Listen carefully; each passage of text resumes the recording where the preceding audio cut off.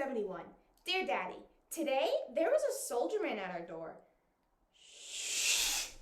Daddy's home! Daddy's home! You're not Daddy? Hello there.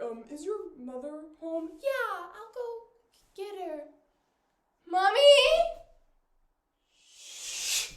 Mom went and talked to the soldier man. Started crying a lot. When I went to ask her why she was crying, she told me that everything was going to be okay and for me to go back to sleep. I really don't like it when Mom tells me to go back to sleep because then all I want to do is stay up. Maybe if Mom told me to stay up, I want to go sleep. Do you have a hard time sleeping in Vietnam? I can't imagine not sleeping in my bed every night. Anyway, I can't wait to see you again, Daddy. I love you. Yours truly, Tessa. In memory of my uncle, Vietnam veteran Michael Mustang, and all who have served. Yours forever, by Serenity, Spada. February 22nd, 1972. Dear Daddy, 7th grade's been okay. Most of the kids have been pretty nice. Except for Rodney and Ryan. They're twin brothers that act the same, talk the same, dress the same. I literally can't tell them apart. It doesn't help that they're also the biggest bullies in school. Just today, I had to talk to them. Shh. Excuse me. Hi, Tessa! Oh, hi, Ryan. No, I'm Rodney. He's Ryan. Oh, okay. I like your hair. Looks like you have a tail sticking out the back of your head. Ryan. Yeah. You can pass for a raccoon with all the hair flapping around. Oh, yeah? Well, this is called ponytail, you identical freaks. It is a normal way to do your hair. Unlike you two, who look like you never touch a comb a single day of your life. Your hair looks like 2 old gray mops flopping around the school. And you want to talk about fashion? Every single day that you two ever come in here, you've always worn the exact same thing. Does either of you have a sense of originality at all? Are you two aware that you're two separate human beings? Have you ever heard of a shower? You mean, rude, stinky, identical, walking, ugly mopeds! Shh. That's what I said, until I realized none of those words were actually coming out of my mouth. What I actually said was, shh, stop being so mean. I'm gonna tell your parents you don't stop. Go ahead. At least our dad isn't dead. My dad isn't dead, he's MIA. What does MIA mean? I don't know, but my dad's not dead. He's not dead. Shh. I got home and ran to my room so Mom wouldn't see me crying. Mom has been really sad since we heard that you were MIA. I tried to tell her that you're gonna come back, but she always seems so sad. Tessa, dinner's ready. Coming! Gotta go. Mom just made mac and cheese. Bye! May 25th, 1977. Dear Daddy, today I graduated high school.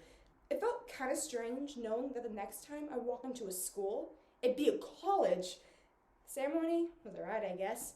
I walked across the stage, got my diploma. Mom was in the audience crying like she usually does. Well, anyway, the ceremony was not the interesting part. After the ceremony ended, there was this lady from Channel 6 News who wanted to talk to me. Specifically me. I was excited because I've never been on TV before. Shh! And we're on. 3, 2, 1. Hello! I'm Molly Adams, here live with the 3rd Branch High School class of 1977 graduation ceremony. And with me is Tessa Scott, a member of the graduating class. Tessa, how do you feel? I feel great. I'm gonna miss this school and all my friends, but I'm also very excited to go to college and continue my education. That's great! What are you planning on majoring in while you're at college? I'm planning on majoring in national security and a minor in military history. Wow, that is awesome! Good for you for following in your father's footsteps. Wait, what? For those who don't know, nearly 7 years ago, Tessa and her mother lost her father fighting in Vietnam. Tessa, how has it been for you and your mother coping with the loss of your father? But you're still successfully finishing high school. Excuse me? Your story is truly inspiring. I'm gonna stop you right there. My dad isn't dead. Oh, yes, he lives! In our hearts, nor mean he isn't dead. researching for years. And the area in Vietnam that my father was stationed in is expected to have a prisoner of war containment camp that holds some soldiers that have been withheld by the Vietnamese government after the Vietnam War. They never found my father's body. I believe that's because he's currently in that containment camp today. The reason I chose the major that I did is to be able to put myself in a position to be able to free my father and the other soldiers who are being held there as I speak. Wow, that is so noble of you, Tessa. Thank you for your time. Stay tuned. Shh. Nobody believes me. Not even Mom. I'm gonna prove them wrong. I'm gonna bring you home. And then they're all gonna see. Gotta go. Packing to head to college tomorrow. I love you. Yours truly, Tessa. Shh. Hello, and welcome to Molly's Hour, your one-stop shop for all grinding Connecticut local news, fashion updates, and gossip. I'm Molly Adams. Our first story is that a previous Groton resident, Tessa Scott, who is now a strategic specialist in the Pentagon. Tessa is responsible for freeing a total of 62 American soldiers that had been withheld by the Vietnamese government after the Vietnam War. Tessa oversaw negotiations and is a true American hero. Some say that Tessa's father may be one of the prisoners freed. We'll find out for sure later today as these lost heroes return home for the first time in decades. April 23rd, 1988. Dear Daddy, today is the day that I finally get to see you.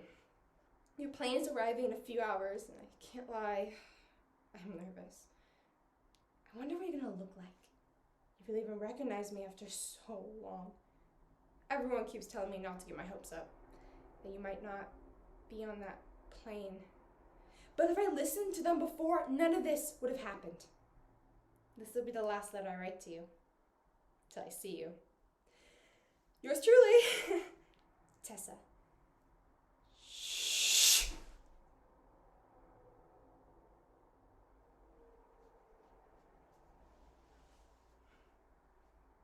Hi, Dad. This is actually my first time here because I've always refused to come to this place. I know I said in my last letter that it would be the last I ever write to you, but I wrote one more, and this time, I'm gonna read it to you.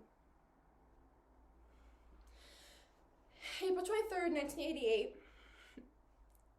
Dear Daddy, I remember how I felt as I stood at the airport and watched the men exit the plane and waited for one of those faces to be yours, but none of them were.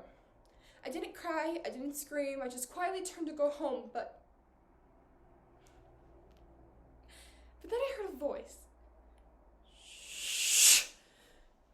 Tessa? Tessa? Yes. Yes, do I know you? No, but I knew your father. My name's Rick.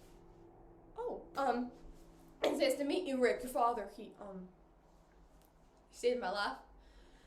We were fighting one day when a grenade was thrown by a squad. He jumped on it to save our lives.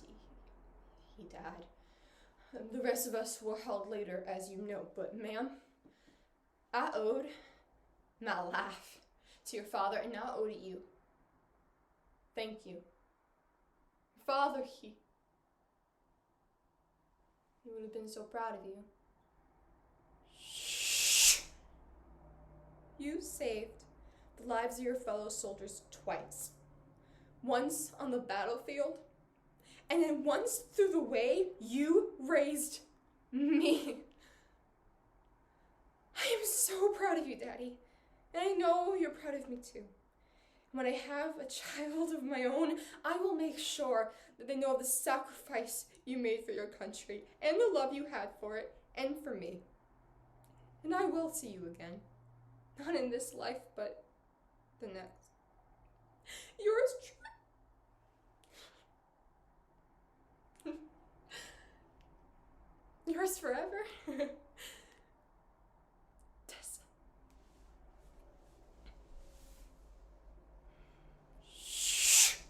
Thank you.